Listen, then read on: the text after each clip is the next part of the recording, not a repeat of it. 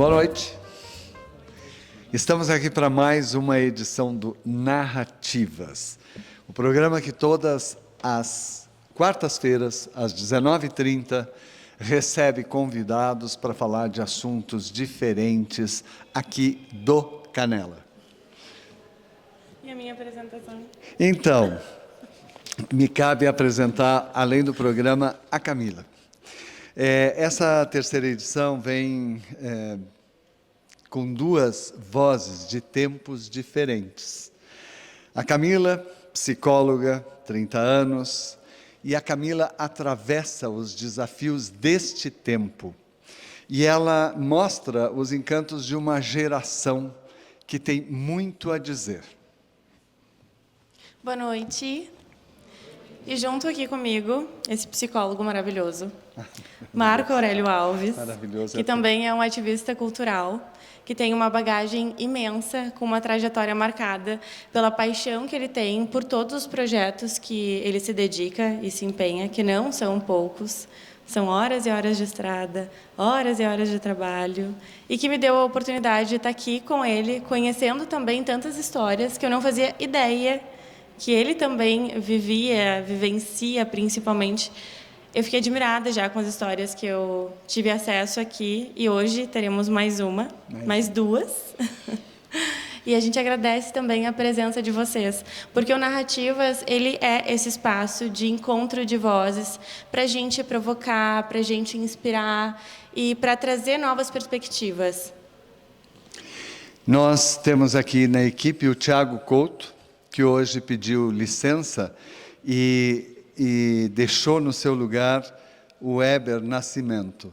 O Thiago não é canelense, é de São Francisco de Paula, e o Weber é de Nova Petrópolis. Então, nós estamos pela volta, nós estamos pela região, né? Agregando a região. Nós agradecemos a vocês, aos amigos, aos familiares e a todos que estão aqui. E a gente vai ter, a cada encontro, convidados especiais com perspectivas diferentes e narrativas diferentes sobre os diversos temas que podem rechear a nossa vida, a nossa cidade, o nosso mundo, e que não são cotidianos, não saem no jornal e não saem no rádio. Mas vai sair no YouTube. No Instagram. No Instagram, a gente tem agora um Instagram, que é o Narrativas_RS, para quem quiser seguir.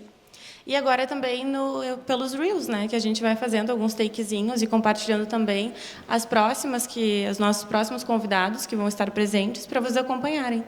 O Reels é o do Cará, é o Reels dos Sinos, é o Reels, são todos esses Reels nós vamos estar passando.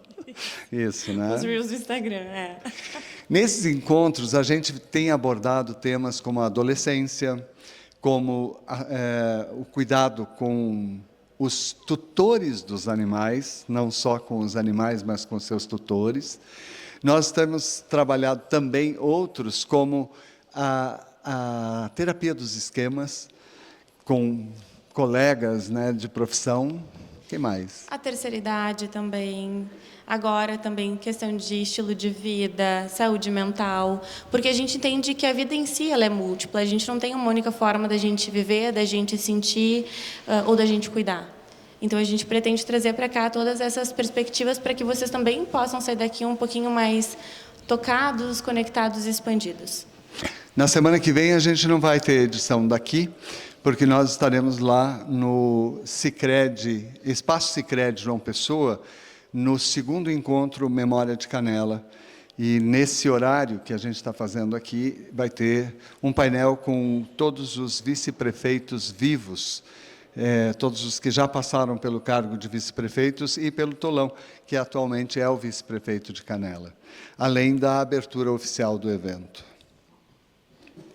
E eu acho que agora a gente pode começar já agradecendo, então, né, as participações e as apresentações, então, dos nossos convidados. Antes, cabe dizer que essa é uma produção do Psicult, Centro de Humanidades e Habilidades, um projeto do Instituto Brasileiro da Pessoa com apoio do jornal Nova Época e também do Sicredi Pioneira, Fundo Social Sicredi Pioneira.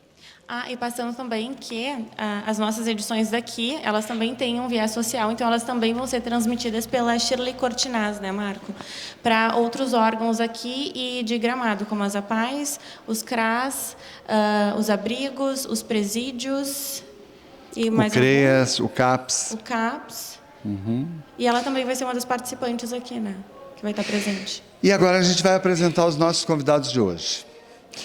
Nós vamos começar com aqueles que são que compartilham experiências na bicicleta, na bike, na bici, na magrela, depende de como gostem de chamar. Eu começo pelo André Gustavo Perotoni, com 49 anos, é natural de Canela e é conhecido desde os tempos do videoclipe, da locadora Videoclipe, da sua propriedade, onde ele trabalhou por 16 anos. Por isso, ele sabia de todos os gostos e preferências dos cinéfilos, que aproveitavam os videocassete para manter em dia o seu conhecimento da sétima arte. Isso foi logo depois do fechamento do Cine Marabá. André conhece muito do cinema já produzido no mundo. E nós poderíamos fazer uma narrativa só sobre o que o André conhece de cinema. Em 2016, ele se formou em gestão ambiental pela Unicinos e atuou na Prefeitura Municipal de Gramado, deixando uma marca de competência e responsabilidade no serviço público. Ele trabalhou também no ramo de turismo de aventura e em segurança em alturas, participando, por exemplo, do espetáculo Chegada do Natal, em Canela e outras cidades. Atualmente, ele trabalha numa empresa que faz locação de maquinário para construção civil. E lá está sempre buscando o aperfeiçoamento de métodos e da qualidade no atendimento ao público. Há mais de 30 anos, ele tem como hobby o ciclismo, um esporte que ele usa para relaxar e interagir com a natureza. E talvez por isso, trata-se de um homem calmo, comprometido com tudo que faz, leve e afável. Ele traz consigo a paz e a liberdade que parecem ter sido conquistadas no encontro com o vento, as chuvas e as grandes distâncias percorridas nos caminhos que a vida lhe permite. E agora, então, eu mantenho a apresentação do Samuel Reis, que também é natural aqui de Canela, tem 36 anos, que concluiu o ensino médio trabalhando em uma floricultura e por 7 anos ele atuou aqui em uma empresa de eventos. E na família, ele é conhecido como chucrismo puro.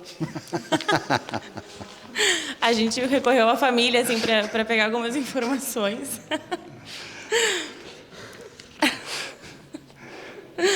E pode até parecer, para algumas pessoas, muito sério, à primeira vista, mas quem se permite conhecer logo descobre um sujeito incrível e cheio de histórias, generoso no ouvir e sempre muito curioso sobre o mundo, principalmente quando o assunto envolve naturezas, plantas, pedras e história.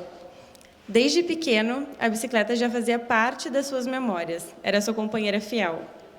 Em pequenas aventuras pelos arredores, sempre com alguém por perto. E um dia, ainda criança, sumiu por algumas horas e voltou tranquilo, como quem apenas foi tomar um banho de rio, ali pela barragem. Em meio à rotina da família, enquanto os pais trabalhavam, era sobre os cuidados da irmã que ele passava os dias. E entre uma peça de teatro e outra, ele começou a ser levado a tiracolo para os ensaios. E numa dessas, subiu ao palco e começou a brincar. A diretora da época não teve dúvidas. Olha lá, já temos um gnomo para o Natal. E assim nasceu o Samuel Artista. Ao longo dos anos, ele se envolveu profundamente com a produção cultural da cidade.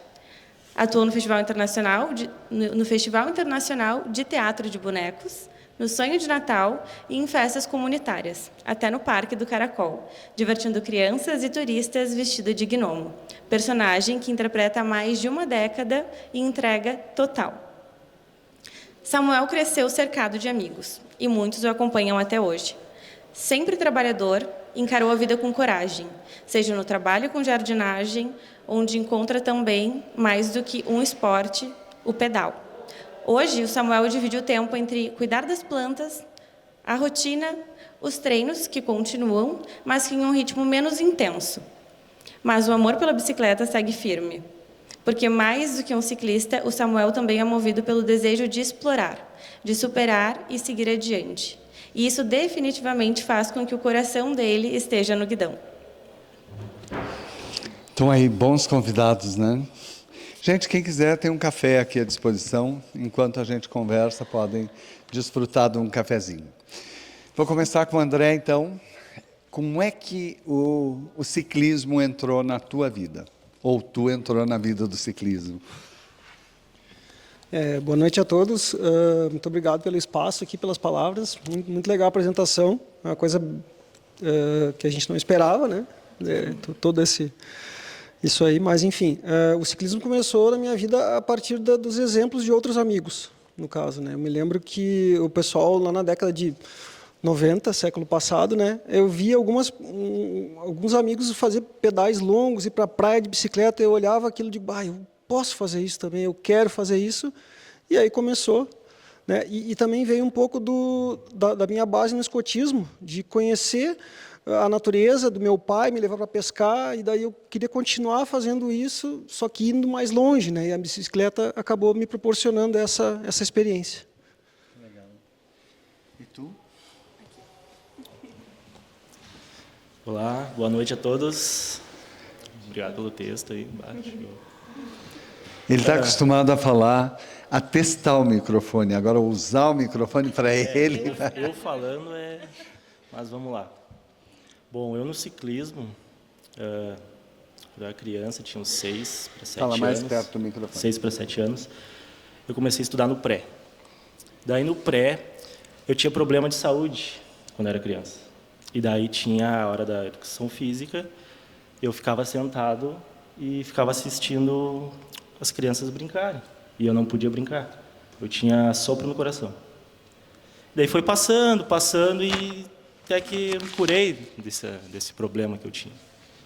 E daí meu pai me levava de bicicleta para os pontos turísticos de Canela. Hoje vamos do Caracol. Ele ia com a bike dele, daí eu ia com uma pequenininha. Daí nos morros ele amarrava uma corda para me puxar. E daí vamos lá, e não te entrega. E assim foi, esses são os bons momentos que eu tinha com ele, né? E eu fui pegando gosto pelo esporte, pela bike, pelos passeios, né? Que até então era passeios, eu não via a hora de chegar ao final de semana para ter aquilo ali, né? Aquele momento ali de lazer, né? Com ele. Que legal, que bonito isso. E existem várias modalidades, eu não entendo muito, tá? Mas eu sei que existem várias modalidades dentro do ciclismo. Tem mountain bike, estrada, urbano. Vocês praticam alguma em específico? Começando por ele? Por ti. Pode ser por ti. Bom, agora a gente, no caso, tem as modalidades, né? Ciclismo de estrada, que é aquela bicicleta que todo mundo lembra, os mais antigos, como as Caloi 10, que é os pneus fininhos, que anda só no asfalto, né? Eu tenho uma bike dessa, eu ando também, né, desse estilo. E o outro estilo que a gente mais gosta e anda, que é o mountain bike, né, que é a bicicleta de estrada de chão. Tu vai para as montanhas, trilhas, e dentro da mountain bike tem vários outros estilos, né, que nem o mountain bike é o MTB que a gente chama. Daí tem as provas, que tem as categorias que dividem o mountain bike, né. Daí tem umas que é maratona, XCO, XCE, que é trilhas, tem trilhas que é trilhas olímpicas, XCO olímpico, que é o que tem no momento agora nas Olimpíadas, né? André. Já está respondido? Está respondido? Então tá. E aí, quando a gente pensa em esporte, muita gente pensa no esporte competitivo. Esse é um esporte competitivo? Existem algumas conquistas, superações nesse esporte? É claro que sim. Existe o esporte, no caso, né, a parte da competição. Como é um esporte que ele está nas Olimpíadas, ele tem, por exemplo, agora terminou no domingo passado o Tour de France, que é a competição de bicicleta de estrada, no caso dessas Caloi 10, no caso, que aqui no Brasil as pessoas pouco assistem, né? Mas lá fora milhões e milhões de pessoas. Basicamente na França as pessoas abrem a porta e veem uma competição passando. São milhões de pessoas assistindo de graça, né? Então, é um esporte muito democrático nesse sentido. Não precisa pagar milhares de reais para ir num estádio ver alguma coisa. Não, tu abre a porta e o esporte passa na tua frente, né?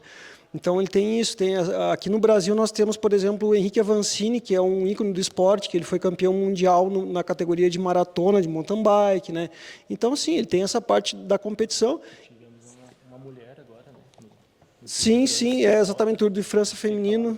O Tour de France feminino também participou, a Tota Magalhães também, que participou, é a primeira mulher brasileira a participar do Tour de France feminino. Muito legal isso também.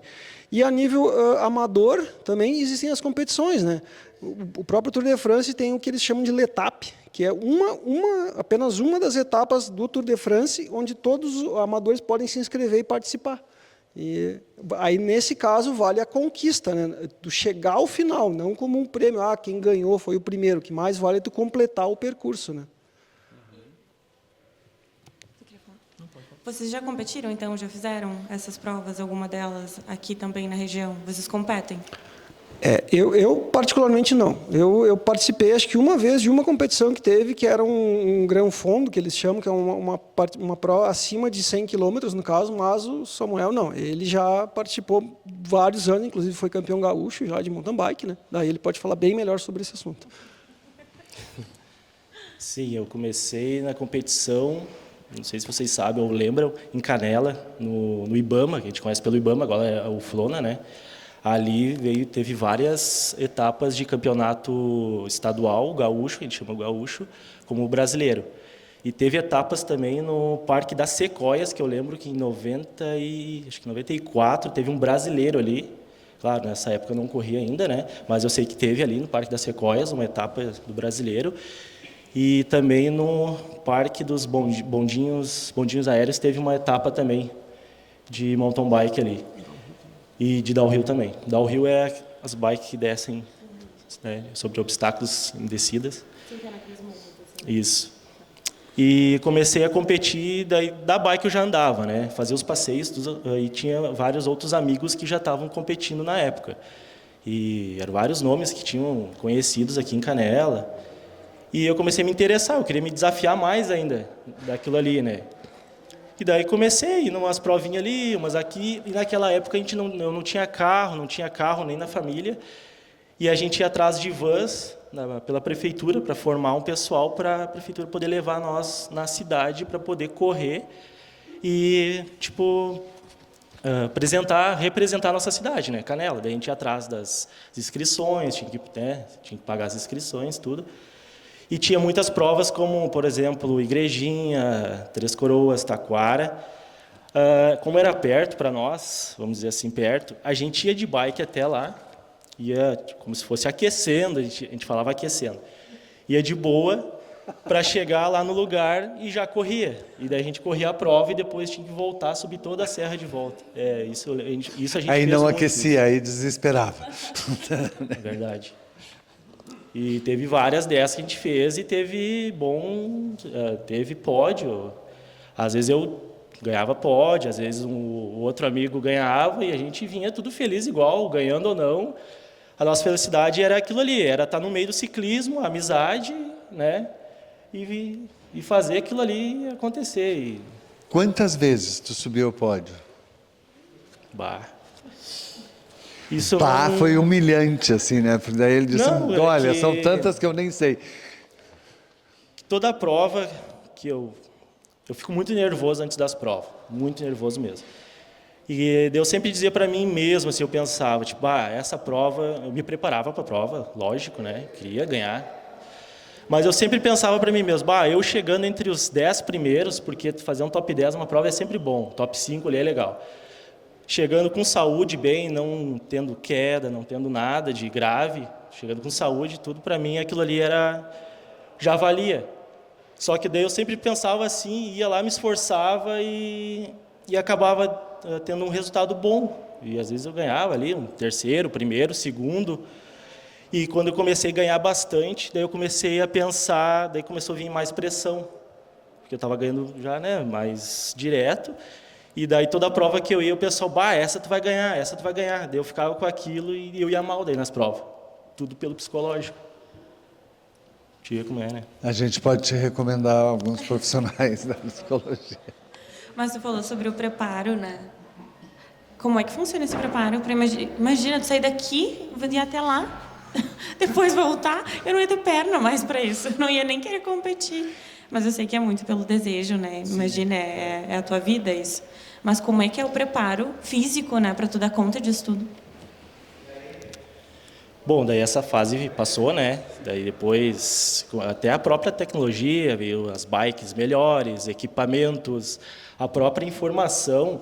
Uma vez a gente vinha as revistas, a gente ia no posto, ali no posto, para ler as revistas que tinham sobre bicicleta, para ver o que estava chegando no mercado, suplemento, o que os atletas tomavam. A gente não tinha essa informação, era tudo no chutômetro. Ah, o fulano disse que isso é bom e a gente ia testando. Hoje não, hoje tem tudo na mão. Tu abre a internet, tá ali, né? Tá tudo ali. E daí, claro, daí veio vindo bikes melhores, daí os treinamentos que a gente fazia na época, quando eu comecei a treinar mais, vamos dizer assim, regrado, a gente fala em horas por semana, eu fazia de 15 a 20 horas. Hoje em dia, os atletas estão fazendo de 20 para 30. Como é que é? De 15 a 20 horas de treino? De treino por semana.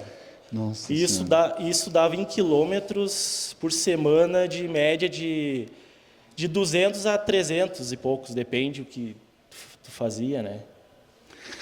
E agora eu pergunto para os dois, e como é que isso interferia ou interfere na vida profissional? No meu caso, eu nunca participei de competições, o meu treinamento ele era focado para mim poder ir longe, porque o meu foco é mais a aventura, digamos assim. Eu nunca fui muito focado nessa parte de competições e querer ganhar e tudo mais. Não, eu queria chegar em casa bem, inteiro ainda, digamos assim, né? Não chegar quebrado, como a gente fala na gíria do ciclismo, não chegar destruído, né? Eu queria chegar bem. Então, o meu treinamento era nesse sentido, né? Só que por causa do meu trabalho, eu não conseguia treinar durante a semana. Então, meus horários sempre foi final de semana. Então, a minha forma de preparação é diferente da do Samuel. Eu foco um pouco mais em academia, eu foco mais em, sei lá, na época eu corria, por exemplo, para manter o preparo físico também, né? Para atingir o meu objetivo da minha forma, né? Ele tinha essa parte da competição, mas também tem a parte da aventura, por óbvio, né? Muito disso, né? Mais hoje do que antigamente, né? Mas eu focava mais nessa parte. Tá. E aí não interferia na tua vida? Não, eu no caso, não. É que nem quando eu comecei a trabalhar, quando eu trabalhava com eventos não tem, é final de semana direto, né? Que eventos tu trabalhava? Eu trabalhei na empresa aqui em Canela, na área eventos, né? Eu trabalhei por quase 8 anos ali. E ali eu tive que abandonar um pouco, deixar o esporte um pouco de lado, porque era todo final de semana eu tinha que estar trabalhando. E daí tinha, tipo, a segunda-feira, que era, vamos dizer, a folga, mas estava cansado, daí eu não queria treinar. Ali eu fiquei, acho que, um tempo daí sem a parte competitiva, no caso. Quando eu pegava a bike era mais para desestressar, ter um ponto de escape, né? E daí depois, passou esses anos na empresa, na área eventos, eu queria achar uma coisa para mim trabalhar, mas que eu tivesse meu final de semana de volta, né? E daí foi onde... Que é o sonho de todo canelense, né? Porque antes de tudo isso, de eu trabalhar com eventos, eu queria fazer biologia. Só que eu entrei no mundo dos eventos e adorei. Eu fazia iluminação cênica, as peças de teatro, eu gostava de fazer isso. Só que aquilo ali estava me tomando o meu tempo, né? Eu não tinha mais, vamos dizer, vida, assim. E daí foi onde eu saí dessa empresa. E daí o que eu vou fazer, né? Fiquei pensando.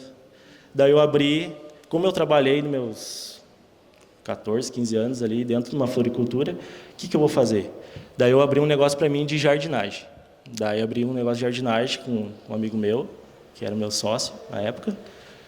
E daí, como a gente tinha muito conhecido, só os conhecidos, a gente começou a pegar os jardins, os terrenos para fazer. E ali começou e deu certo. Depois, futuramente, separou. Daí ele foi para um lado, eu fui para o outro, e eu continuo ainda. Faço pequenos paisagismo também, né, algumas coisas. E adoro lidar com plantas, sempre gostei. essa parte de jardinagem e estou aí. Daí, e os eventos, daí quando eu tenho tempo eu faço, às vezes no final de semana aparece alguma coisa ali, outra, daí eu faço.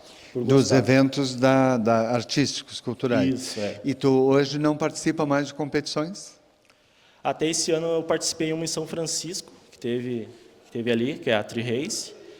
Daí ali eu competi em duplas com o meu amigo Everton, que está assistindo nós. A gente ficou em segundo lugar, né? Temos vice-campeão esse ano. André, e o que tu sente quando quando tu está na bicicleta, o teu equipamento e a estrada? Como é que é essa sensação? Eu vejo dois aspectos, no caso, com relação a isso, né? O primeiro é quando eu estou sozinho, certo? Aí sou eu, em paz comigo mesmo, a introspecção, né? Eu poder pensar no que eu quiser, eu com os meus problemas. Aí vem aquela coisa da endorfina, dos vários diversos hormônios que liberam quando a gente está... Dopamina, enfim, isso quando eu volto para casa é diferente, eu não sei explicar o que acontece dentro de mim, mas isso me faz muito bem, me deixa leve, me deixa tranquilo, que é a válvula de escape que o Samuel falou antes, né? Então isso é um aspecto. E o outro aspecto é quando a gente faz um pedal em grupo, né? Que daí exatamente tem o Everton, tem o Josi que está ali, que são nossos parceiros. Quando a gente sai para pedalar junto, é outro tipo de relacionamento com a bicicleta. Não só a bicicleta, mas com o grupo, né? Então, é um dos poucos esportes, acho que existem, que tu consegue passar muitas horas praticando esporte e conversando, debatendo, batendo papo, enfim, isso aí tu não consegue no futebol, por exemplo. No futebol tu vai conversar depois do futebol no bar, tomando cerveja. Não que isso não possa acontecer na bike também, né? Acontece, né? Mas eu vejo esses dois aspectos que são muito, muito bons, né? Onde tu tem a parte individual e a parte da amizade, né? Que tu te relaciona com muita gente nesses pedais, é muito legal isso. E eu acho que ainda tem um adendo muito legal, que é a questão das paisagens que vocês conhecem, né? Que tem ali do ladinho de vocês sempre andando junto. O Samuel falou das plantas, no caso, quando a gente sai para pedalar junto, o nosso assunto é esse. A gente, aquela árvore lá, viu aquele passarinho ali, nossa, aquele ali é tal, daí a gente chega em casa, pesquisa para ver qual que era o passarinho que a gente tinha visto e tal. Então, sim, as paisagens, e tem muito essa questão da curiosidade, né? De tu querer conhecer lugares, né? A gente faz rotas para ir conhecer uma determinada cascata lá em determinado local. A gente vai nos buracos, nos lugares aí que, nossa, só de bicicleta ou a pé mesmo para ir, dificilmente algum carro vai. Para exatamente ver isso, né? Ver a paisagem, sentir essa energia, né, que tem na paisagem, né? E tu, Samuel? Como é que tu te sentes, Samuel, quando tu te encontra com o teu equipamento de esportivo ali? Eu pego a bike. Para começar, tu já sai, a gente brinca aqui, porque a gente sai de casa, o nosso esporte é o quintal da nossa casa, né? A gente sai, desce o morro aqui, o interior, é interior para os dois lados, né? A gente desce o interior, natureza pura, já começa a descer a serra ali, vento na cara, tu já esquece os problemas tudo, tu foca naquilo ali que tu está fazendo, é 1 hora, 2 horas de pedal, um treino ali. É o tempo que tu deixa tudo para trás, tu só pensa, que nem o André falou, em pedalar sozinho. Tu pensa na vida, tu pensa em tudo que está acontecendo, né, ao redor. Tu observa mais as coisas, os detalhes, uma árvore, como ele falou, uma planta. Eu gosto muito de ver orquídeas, micro-orquídeas, eu estou pedalando e consigo enxergar. Essas coisas, os detalhes que tu começa a dar mais atenção. E depois tu começa a usar isso no teu dia a dia, com as pessoas, na rua, o hábito, né? Tu usa para a tua vida, é um estilo de vida que eu chamo isso aí. Só fazer um complemento, agora eu me lembrei de tem um filme que lembrando da minha fase de locadora do filme, do que as mulheres gostam, do Mel Gibson. E tem um determinado momento no filme em que ele está correndo do lado de uma mulher e ele percebe que aquela mulher não pensa nada, que no filme ele capta o que as mulheres estão pensando. E naquele momento a mulher não está pensando nada, quando ela está correndo. Então acho que tem muito a ver, eu me lembro disso seguido, tem muito a ver nisso na bicicleta. Às vezes tu está pedalando, tu está só olhando e tua cabeça está vazia, está no nada, ele está tranquilo contigo mesmo. Eu acho bacana essa comparação. Tu citou agora exatamente esse tema da corrida, né? Eu já ouvi também, até tem uma amiga aqui que corre, mas eu ouvi de outras pessoas também que correm, que ao final, quando elas fazem grandes percursos, elas têm uma sensação que é fisiológica, que é indescritível, que ninguém sabe explicar de fato como é que é. Vocês também têm isso? Tu sabe explicar como é que é isso? Ninguém sabe explicar. Na verdade, eu acho que todo ciclista, que depois que ele passa a pedalar mais tempo, ele tem um pouco de masoquista, assim, sabe? Tu acaba, exatamente, tu acaba com esse sofrimento, te dá um certo prazer. Mas o prazer está linkado sempre quando tu chega num objetivo, né? Por exemplo, nosso amigo Joso aqui, ele participou de uma prova que é uma das provas mais importantes do Brasil, que é o Brasil Ride. São 7 dias? 7 dias pedalando, né? Ele foi para a Bahia, participou. Então, por exemplo, é uma situação que quando tu chega no final daquilo, é uma situação que provavelmente deve ser uma coisa que ele não sabe explicar. Não tem como tu colocar em palavras como é aquilo ali. E nós que pedalamos, cada um tem o seu objetivo. Às vezes, para uma pessoa que começou a pedalar semana passada, ela ia até Gramado, já é a conquista. E perfeito. É isso que é o bacana do ciclismo, é essa pluralidade, né? Se eu quiser, posso complementar. Claro. A gente tem um grupo agora, que é o Gramado Mountain Bike, que até tem os guris estão aí assistindo, que ele estava desativado e a gente ativou ele de novo, esse grupo. O que é a intenção desse grupo? Esse grupo é trazer essas pessoas, os iniciantes que querem pedalar, querem fazer passeios, e daí sempre tem um grupo no WhatsApp ali, daí eles colocam ali, hoje vai ter pedal, passeio curto, rota tal, daí é colocado a altimetria, os quilômetros ali, quem quiser ir vai. E daí tem os médios e os mais difíceis, né? Os mais difíceis. Daí vai dependendo do condicionamento da pessoa. Uhum. Mas tá bem legal isso aí. E chega um dia que o corpo não quer colaborar? Chega um momento assim que o corpo, não dá mais, daqui eu não sigo. Sim, tem dias que não vai, não adianta. Eu lembro quando eu treinava mais direto, regradinho, tinha dias que a gente chama que o corpo entra em overtrain, né? É que tu quer treinar tanto, só que tu não descansa e acaba o corpo pedindo socorro, como você falou, né? Isso já aconteceu várias vezes comigo, de eu subir na bike, a gente treina com o frequenciômetro cardíaco, né? Uhum. E daí é tudo por zonas de frequência, a gente tem 5 zonas, né? E daí, quando a gente está nessa exaustão no corpo, o corpo começa a pedir, os batimentos não sobem. Tu começa a ter fadiga, cansaço, até não só na bike, em casa também, no teu dia a dia. Daí tu tem que dar uma pausa, né, para o corpo, para dar uma descansada, para retornar depois devagar os treinos ou, né, os passeios, porque tem muita gente que começa e vai com sede ao pote, né? Bike todo dia, não, tem que ir aos pouquinhos, faz 20 quilômetros no dia, no outro dia faz 10, e vai, é um degrau de cada vez, né? Tu vai subindo aos poucos. Legal. É isso. Camila. Eu sei que para ti o pedal foi desde a infância, né? Que está presente. Para ti eu ainda não entendi, vou explorar mais. Mas eu fico pensando também, bem da perspectiva mais psicológica, se vocês também avaliam, se isso não tivesse presente, se não tivesse entrado na vida de vocês, qual seria a mudança que vocês teriam? O que vocês viveriam hoje de diferente? Como vocês seriam sem o ciclismo? Eu não me imagino sem a bicicleta. Eu comecei a pedalar com 16 anos por ver amigos meus pedalando, um pouco mais velhos, indo para Santa Catarina. Eu me lembro que uma vez foi um amigo que foi para Santa Catarina, aí um outro amigo foi para a praia, e aí eu com 18 anos também fui para a praia, né, em 2 dias. Aquilo era uma aventura, uma coisa inimaginável naquela época, né? Bicicletas que furaram, sei lá, 5, 6 vezes o pneu durante a viagem, isso fazia parte, né?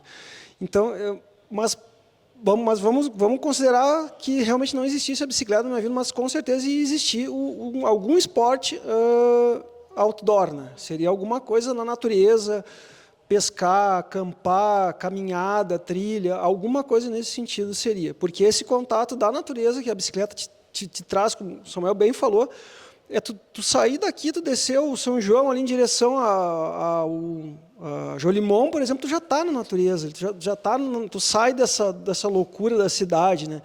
Então, com certeza seria algum esporte nesse sentido, né? Como a válvula de escape, né? De novo. Eu não me imagino sem a bike, sem o esporte. Como tu falou, André, seria uma caminhadas na natureza, correr. Eu já fiz corridas de aventura também, que é correr bike, e daí às vezes tem rapel, às vezes tem canoagem junto.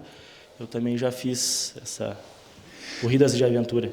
Por falar em rapel, eu não vou deixar de perguntar aqui, qual é a função de vocês no Sonho do Natal, nos espetáculos da igreja? Só técnico?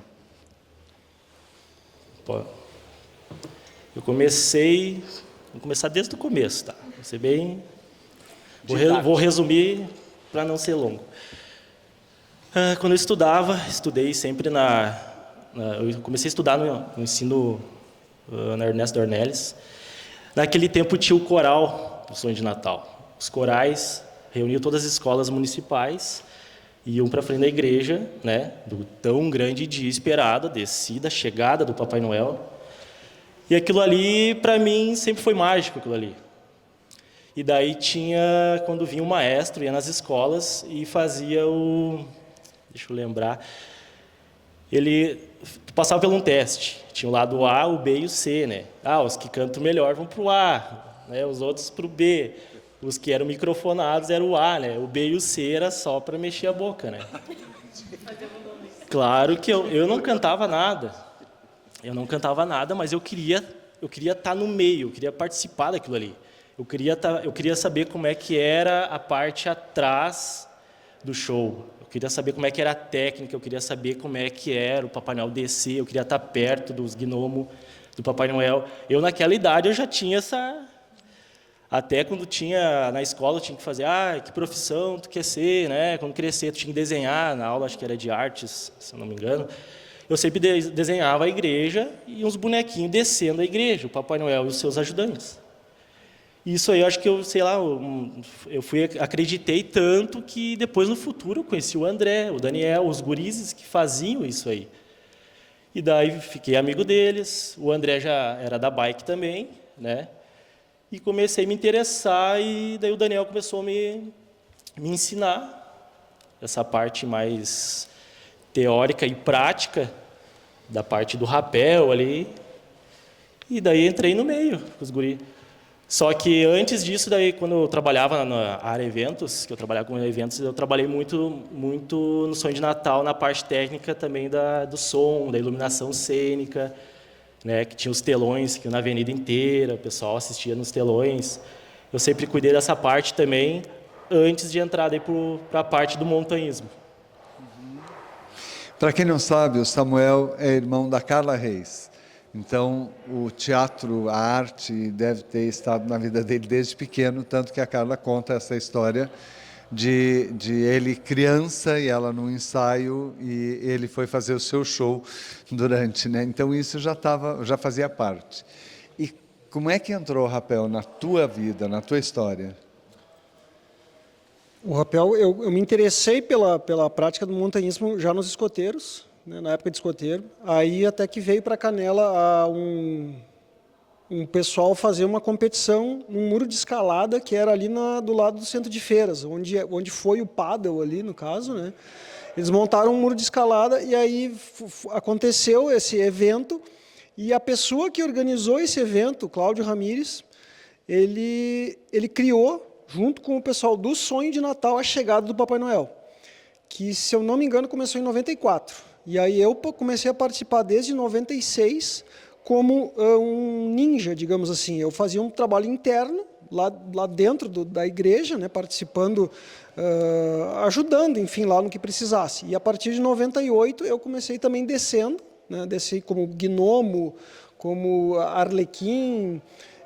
Fui também na época, eu fiz um anjo como é que é, no... Não, no... Não, meu Deus do céu. Enfim, é um evento que acontecia no final do ano lá, agora me fugiu o nome. Um anjo, o Samuca também fez um anjo lá em Caravaggio. Aí a gente fez a chegada do Papai Noel também em Farroupilha, fizemos a iluminação da igreja de Vacaria. Então, foram diversos eventos. E sempre trabalhando um pouco atrás, né, no backstage, e também como gnomo, enfim. O Samuca até acho que teve um ano que foi Papai Noel também, né? 2 anos também desceu como Papai Noel, né? E como é que são os treinos, os ensaios, a preparação dessa descida da igreja, que fascina todo mundo, né? Milhões, milhares de pessoas vêm para cá para assistir isso. Como é que é essa preparação? Tem concentração, tem exercício? O que vocês fazem? Como é que trabalha o emocional agora, não só o físico, mas o emocional também, para essa descida? Eu lembro que 1, 2 semanas antes do evento em si, nós fazíamos uma reunião junto com o pessoal da técnica, né, que daí tinha o diretor de palco, que normalmente tinha um espetáculo no chão, né, que fazia toda aquela parte cênica, a parte do coral, né, esse tipo de coisa. E aí o momento em que nós aparecíamos, né? Então nós fazíamos aquilo para saber quais eram as nossas deixas exatas para que nós pudéssemos aparecer e não estragar a surpresa. Então, durante o espetáculo, no final de semana anterior, porque não tinha como tu montar muito antes as cordas lá, tu montava na quinta-feira para o espetáculo ser no sábado. Então, nós descíamos diversas vezes para marcar exatamente quem desce primeiro, quem aparece primeiro, o que tu faz na descida e tal. Então, era como um ensaio de uma grande peça teatral, digamos assim, né? E depois, durante o espetáculo, essa questão emocional, nós tínhamos que subir às vezes 2 horas antes para não aparecer, porque nós não tínhamos como nos posicionar para descer da igreja. Então nós ficávamos lá e aí nós lá em cima, né? É frio, vento, é impressionante. Vento, né? E aí nós ficávamos olhando e via o público chegando e o coração começava cada vez a apertar mais mas aí quando tu aparece, daí tu incorpora um personagem e libera, e gritaria, e festa, e vamos lá. Essa parte... lembrando que a primeira descida, né, quem trouxe foi o Ramires, né? O Ramires. E a primeira descida do Papai Noel na igreja de Canela foi em 94, né? Só para lembrar, foi em 94. Agora já está fazendo... Ano passado fez 30 anos de sonho de Natal, as descidas do Papai Noel. E eu sei que antes, se eu não me engano, a informação, o Papai Noel vinha de bicicleta, né? Chegava na frente da igreja de bicicleta. Isso, ele vinha de bicicleta antes de tudo isso, viu? Para te ver. E em 96 foi o ano da tirolesa, da Torre do Celular. Em 96 teve a tirolesa a torre era da Oi, né? Teve a tirolesa da Torre da Oi, que ia até a igreja, que foi o único ano que foi num domingo, porque ia passar ao vivo no Fantástico. Daí teve toda a preparação ali, porque aqueles outros anos era sempre em sábado, né? Era uma vez. Depois foi, acho que 2 ou 3 vezes que tinha, né? E daí agora, por último, que começou a ter as descidas diárias, né? Que tem 2 descidas por noite na igreja. Daí bem dizer, tipo um pocket, né? Que é uma demonstração do espetáculo inteiro, que o espetáculo inteiro é de 1 a 2 horas, e só que vinha muitos turistas e reclamavam que não assistiam, né? Queriam ver de novo. E daí tiveram essa ideia do tal do pocket, que é 14, 15 minutos, daí a gente faz 2 descidas por noite, daí é sempre às 9 e depois às 10 tem outra, para atingir um maior número de público, né? E como é que é para vocês esse exercício, assim? Agora sobe 2 vezes, agora sobe e desce da catedral por fora, eu acho isso fantástico, né? É como assim, está subindo de elevador. Bom, agora tem elevador na igreja, né? Agora tá 1000 maravilhas, né? Mas antes, era uma escadinha tenebrosa. A gente sempre brinca, era mais perigoso ter o acidente dentro da igreja do que fora. Fora a gente está no nosso equipamento, a gente conhece, né? E dentro era perigoso, mas agora mudou tudo, né? Tá tudo bem seguro lá. E a gente sempre diz, cada descida é uma diferente da outra, mesmo sendo o show, né, igual, né? É que tem dias que tem mais vento, tu tem que tomar cuidado, como tem os refletores na igreja, às vezes o vento toca a corda passa num refletor, tu vai puxar a corda, não vem, tu tem que improvisar na hora. Só que tudo isso a gente está fazendo junto com a música, junto com a luz, que é tudo programado junto, e tem toda a parte dos platô que a gente que é tudo junto, né? É tudo programado, a gente não pode atrasar e nem ir muito à frente, tem que ser direitinho. Às vezes acontece o imprevisto, vai lá, faz e toca a ficha. Tu tem mais alguma questão dentro dessa pauta? Ou podemos... Não, a gente pode fazer outro só sobre isso, né? Essa pauta aqui é muito legal. Tá, então a gente retoma agora para o ciclismo. Vocês citaram sobre vários lugares que vocês têm o prazer de conhecer, né? A partir da bike. Tem algum em especial que marcou vocês, assim? Lugares? Algum lugar. Todos os lugares. Um em especial. Não tem um. Eu acho que cada pedal tem a sua história, cada lugar tem a sua... É como tu fala de uma música, de um livro, de um filme. Não existe um livro, não existe um filme. É o teu momento com aquela história, com... Não. Eu posso dizer, o filme que eu mais gostei na vida foi o Gladiador. Qual foi? Pois então, mas hoje pode ser, hoje pode ser o Gladiador, amanhã pode ser, sei lá, um outro filme qualquer, né? Peixe Grande, por exemplo, não sei.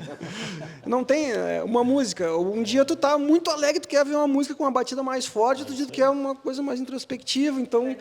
Exatamente, né? Eu posso citar alguns, assim, né? Por exemplo, o Josafás, que nós fizemos lá, eu fui lá 3 vezes, Serra do Rio do Rastro, a Serra do Faxinal é muito linda também, que tem Índios Coroados do lado lá. Aqui na nossa região, por exemplo, a Lagiana é emblemático, a Ponte do Raposo, o Pedal do Juá. Eu fui para Urubici, eu subi lá o Morro da Igreja, por exemplo, que a capa do meu celular está lá, é lindo aquilo. Então, mas assim, tem uma coisa muito legal que acontece durante os pedais, que cada pedal que a gente está no meio ou no fim, a gente já está pensando no próximo. Onde é que nós vamos? Onde é que nós vamos se enfiar na próxima, né? Então, não tem como tu dizer, é este. Eu, pelo menos, não... A não ser o dia que eu for para a França pedalar lá, daí pode ser que eu mude de ideia. Daí. E tu, Samuel, qual é o local, Samuel? É só complementar, porque a fala dele agora foi exatamente como a da Lise, né? Na semana passada. Muito legal como as histórias também se conectam, né? Que ela comentou que as meninas... A Lise tem um projeto de trilha só para mulheres, e ela estava aqui com a gente na semana passada expondo esse projeto. E uma das falas dela foi que a fala se tornou sempre... e qual vai ser a próxima? Porque é sempre um momento muito especial para elas, assim. E legal que agora tu também replicou exatamente a mesma fala que ela. E esse projeto que a Camila fala se chama Baquivista. É um projeto só com mulheres que ela apresentou aqui a semana passada. E essas mulheres fazem trilhas, né, e acampamentos, e café da manhã nos lugares, e é fantástico assim, o nível de treinamento e conhecimento que elas vão tendo também do emocional nesses lugares. Até complementando, eu estava falando no começo com a Camila, antes de começar aqui, sobre ter mais dessas coisas aqui na nossa região, porque quanto mais gente fazendo esses esportes meio natureza, a gente tem nossos pontos turísticos aí, os morros, né? A gente tem o Pelado, o Dedão, Queimado. Quanto mais gente do bem indo nesses lugares, o próprio Ibama lá, menos gente do mal vai estar lá. O lugar está aí para a gente aproveitar e fazer o bom fruto deles. E quanto mais gente fazendo esses projetos, só a crescer. Que legal, mas qual é o lugar que tu mais gostou de ter passado? Bom, voltando, eu penso como o André falou, muitos lugares não... Vou botar um exemplo da primeira vez que eu fui de bicicleta para a praia. Porque quem começa a pedalar, antigamente, a primeira coisa é ir à praia de bike. E a primeira vez que eu fui, estavam asfaltando a Serra do Pinto. Daí eram uns pedaços de asfalto, uns pedaços de brita, né? E aquilo ali, para mim, foi só o pontapé, né? Porque a gente ia e voltava, né? E daí botava uma garupeira na bicicleta, amarrava as mochilas atrás ali, a gente nem levava nada por carro, era tudo com a gente mesmo, autossuficiente. Daí amarrava, às vezes passava um de bicicleta na curva, caía a mochila, peral abaixo, e nossa, era bem legal, muito massa. A gente legal. Não, e na volta, ótimo, é bem legal. Na volta, teve uma das voltas da praia que a gente estava tão cansado, a gente parou em um dos túneis e a gente dormiu no túnel. Vamos ficar 1 hora aqui, vamos descansar. Daí a gente encostou as bicicletas no lado do túnel ali, né? Deixamos os alertinhas ligados ali, os pisca da bike. E tem uma pequena calçada ali. E a gente deitou em fila indiana, tudo deitado no chão ali, e despertou, ninguém viu, e a gente acordou, era de manhã cedo, para vir embora. E depois tudo certo, a gente veio embora, deu tudo certo daí. Que outras aventuras como essas, assim, que outras, pelas montanhas, pelas estradas aí, que outros momentos? Vocês também têm alguns momentos de solidariedade, que é uma característica também dos jipeiros, né, do pessoal de motociclismo também, e de vocês. Teve algum momento de solidariedade que vocês lembrem? Sim. Na verdade, acho que eu falei no início sobre quebrar no pedal, né? Tem aquele momento em que o Samuel estava falando no overtraining, né? Que é quando tu passa da conta, que tu está muito cansado e tu termina as pernas, tu não tem muito o que fazer. Então, é aquele momento em que as pessoas, que os colegas vão ajudar. A gente, vamos parar aqui, vamos descansar, vamos comprar alguma comida. Às vezes, o Samuel é um cara mais forte, ele desce a montanha, vai lá, bota a mãozinha nas costas do companheiro, ajuda a empurrar ele, subir. Teve algumas situações em que eu me lembro que um colega nosso, a gente foi fazer um pedal e ele não estava bem naquele dia. Ele fazia tempo que não pedalava e quebrou completamente.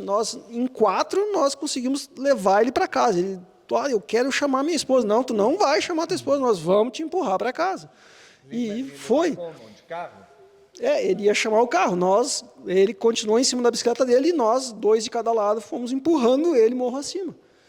Então, isso acontece seguido. A gente incentiva a própria pessoa para não desistir, né? Exato. Mesmo baixo o ritmo, devagarinho, mas vamos que está perto. A gente incentiva mais ainda, para não deixar a pessoa frustrada. Isso aí. Uhum. E vocês já participaram de alguma campanha solidária, assim, nas enchentes ou em qualquer outro momento? Aqui que eu lembro, a gente já fez vários mutirões, limpeza nos morros, pelado ali, as sequoias. O morro pelado, não é vocês pelados? Não. A gente já fez várias dessas de juntar os lixos, né?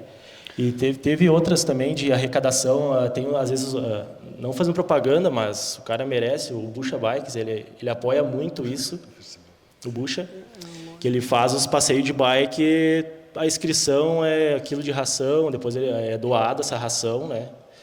E tantas outras coisas já foi feito também para as crianças também, para doações de brinquedo no Natal, doce, essas coisas a gente sempre está fazendo de algum modo ou outro.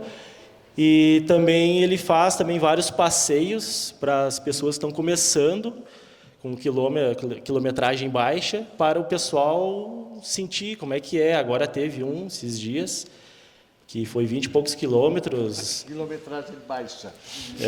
Vai criança, pai, vai todo mundo. Não, é para se divertir mesmo.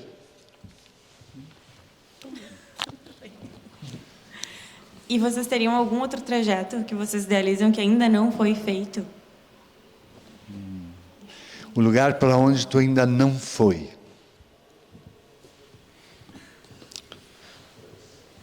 Eu tenho planos agora para minhas férias, né? Agora em setembro, por exemplo, subir a Serra da Rocinha, né?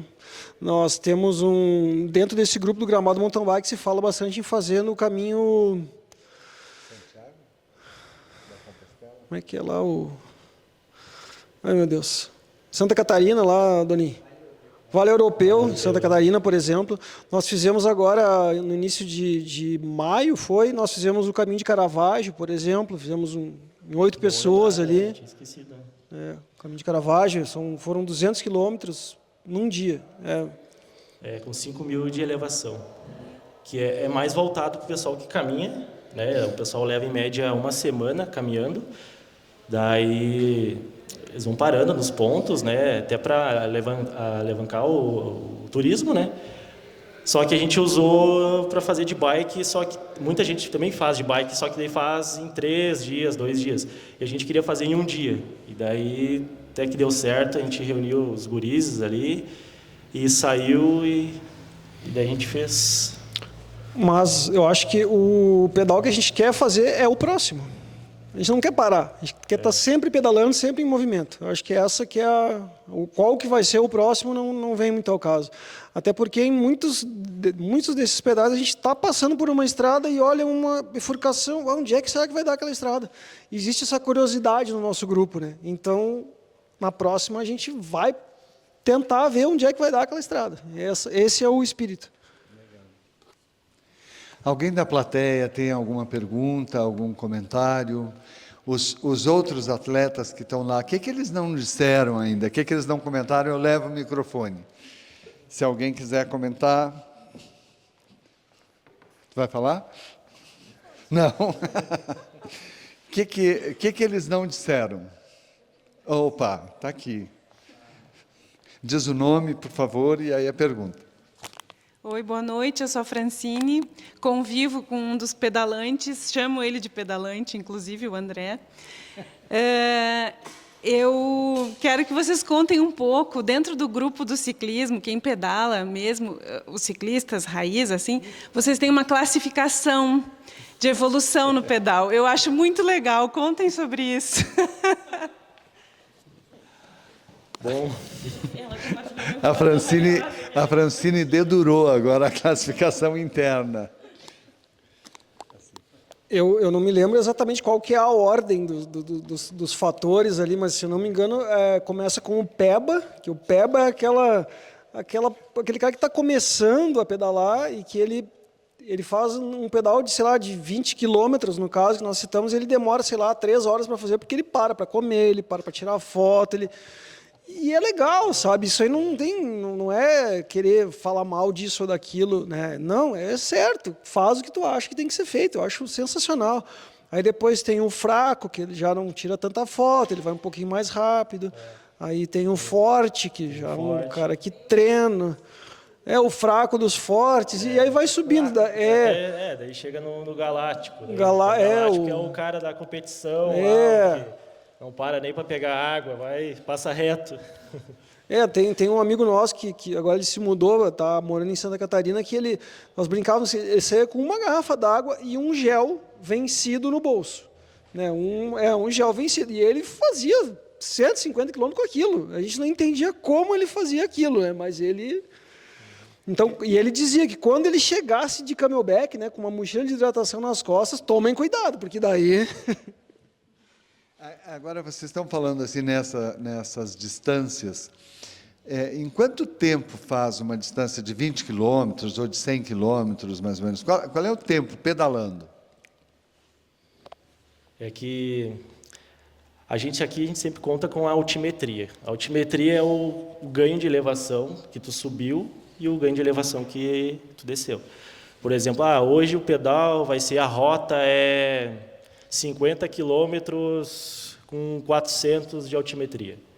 Desses 400 vai ser o que tu vai subir. Por exemplo, daqui até o Passo do Inferno e voltar, vai dar em média de 40 quilômetros com 500 de altimetria.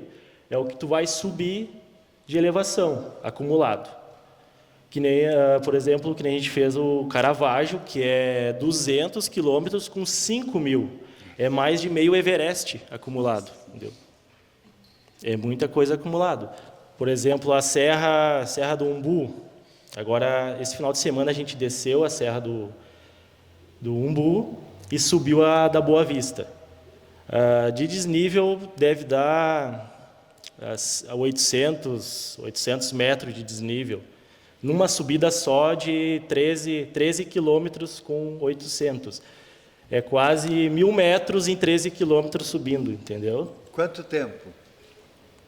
Bom, essa volta que a gente fez agora, esse final de semana, a gente fez mais passeando, mais como peba mesmo, tirando fotos, comendo. A gente saiu de São Francisco, daí eu queria muito conhecer o tal do Sumidouro, que já é um lugar antigo que eu queria passar lá. É uma cascata, 2 cascatas que caem num poço e caem no outro, num cânion. A gente subiu do Sumidouro, foi para o Rincão dos Crefes. Rincão dos Crefes, saímos na geral, na estrada que desce a Serra do Umbu, Barra do Ouro.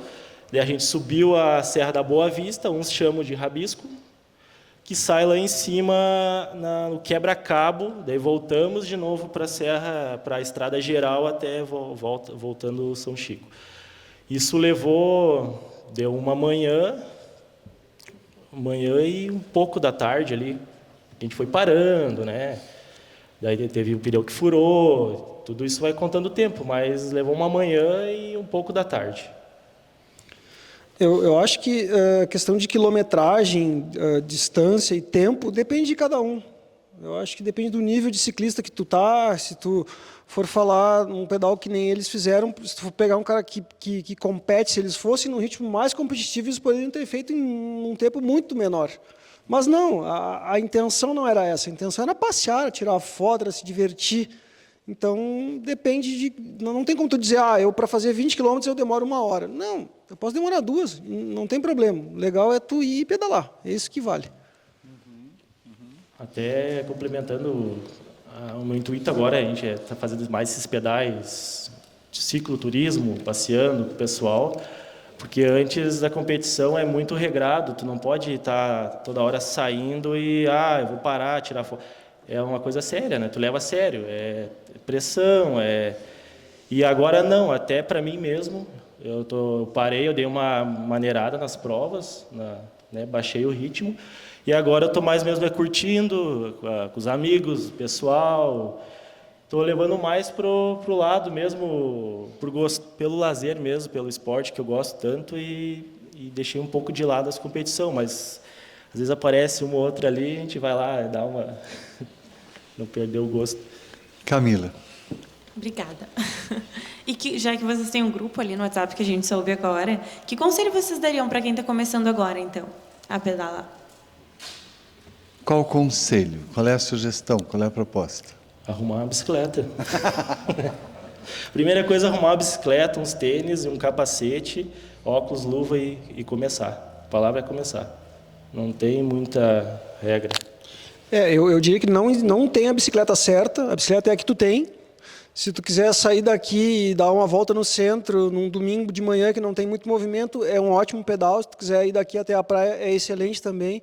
Pedale, procure pessoas que pedalem também, para pegar informações. Hoje a internet tem muita informação qualificada para tu, se tu quiser evoluir no pedal, se tu quiser treinar, tu pode contratar alguém, tu pode ir numa academia, enfim, mas pedale, pegue a sua bicicleta e saia para andar. Porque eu vejo também com amigos que pedalam que existe uma evolução também até das bicicletas. Eu não fazia ideia o quanto custava uma bicicleta. Quanto custa uma bicicleta? Uma bicicleta, que eu sei, tá? Eu sei que eu vou jogar baixo. Mas eu vi um amigo meu que vai comprar uma bicicleta de 60 mil. Eu falei, o quê? Quanto? 60 mil. Aí tem outro que, não, mas eu já investi 120. Exatamente. E se tu simplesmente botar no Google ali o preço de determinadas bicicletas, tu consegue, sem fazer força, 150 mil reais uma bicicleta. Vamos mudar de assunto, André. Mas assim, mas de novo, mas se tu tiver uma bicicleta encostada no teu galpão lá, que custa, sei lá, 500 reais, é uma bicicleta e tu pode andar com ela também. É como qualquer outro esporte, né? Tu vai, vou surfar, tu vai começar com uma prancha ali, daqui a pouco tu vai comprar uma outra melhor, daqui a pouco vai outra melhor, e assim vai. Eu vejo esporte, assim. o ciclismo como um dos esportes mais democráticos que podem existir, no caso. Não, claro, existe essa questão do preço, claro, que inflacionou depois da pandemia, né? Mas, por exemplo, se tu for praticante de futebol, digamos assim, né? Futebol, tu pode ter a chuteira do atleta, pode, mas tu nunca vai ir lá no estádio do Maracanã jogar futebol. Não, mas com a bicicleta tu vai lá pedalar onde o cara do Tour de France foi. Essa é boa. Então eu acho essa democracia da bicicleta muito legal, sabe? Eu imagino que com esses custos a família deve adorar, né? Quando ele diz assim, eu vou comprar, vou trocar a bicicleta, a família fica, é mesmo, coisa boa, quanto vai ser essa? Né? As nossas férias foi embora agora. Eu sempre brinco que a bike é meu plano de saúde, né? Eu faço o inverso. Em vez de eu gastar no plano de saúde, eu gasto na bike. Bons argumentos, te convence?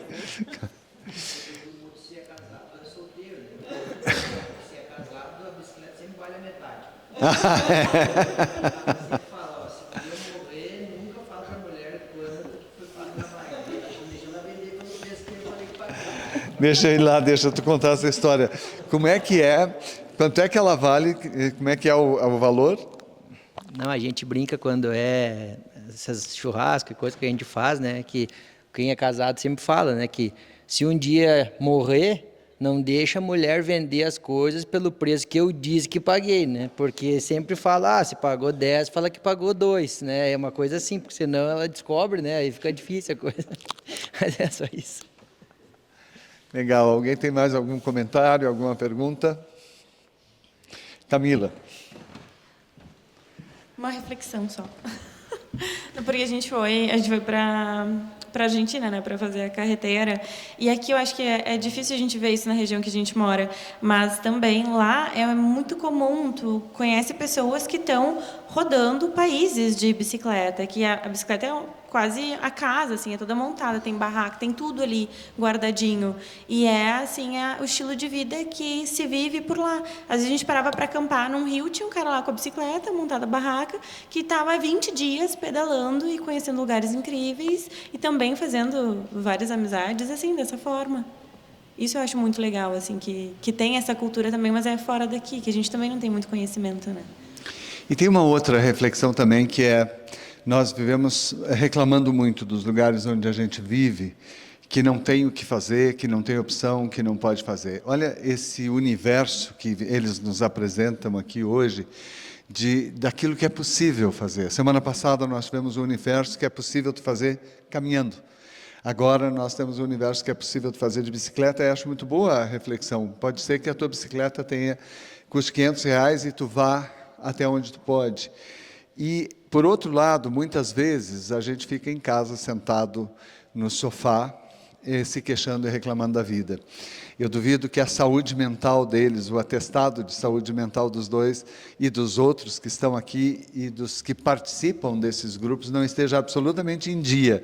A carteirinha de saúde mental está em dia. Quantos participantes nesse grupo de WhatsApp, assim, mais ou menos? Eu só faço pergunta difícil.